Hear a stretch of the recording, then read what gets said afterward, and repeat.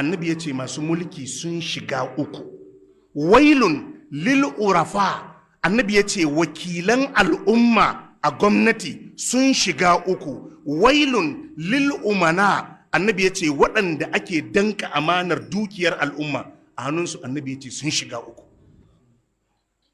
La yatamannayanna aqwamun yawmal qiyamati anna dhawaibahum kanat mu'allaqatun bi thuraya, yace daga cikin waɗannan masu mulki, daga cikin waɗannan wakilan al'umma, daga cikin waɗanda aka danka amanar dukiyar al'umma a hannunsu, za su yi buri ranar alkiyama in sun ga yadda ake hisabin masu mulki, sun ga yadda ake hisabin wakilai, sun ga yadda ake hisabin waɗanda aka danka ma dukiyar al'umma.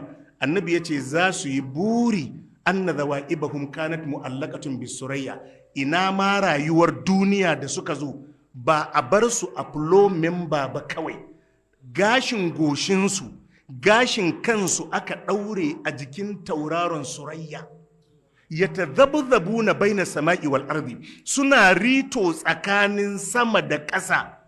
Walam yakunu amilu ala shay, akan a ce sun karbi wani aiki da ya shafi al'umma. Jama'a kun fahimta?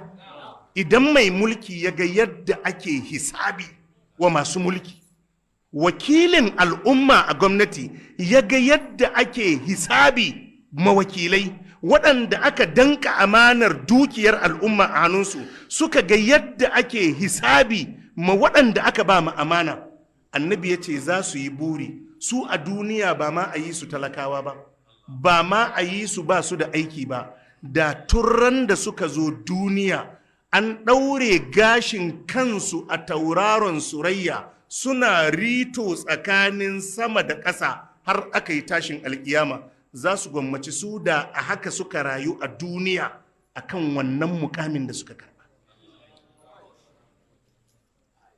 Annabi ya ce za su yi burin haka in sun ga yadda ake hisabi ma waɗanda aka ba wa mukamai.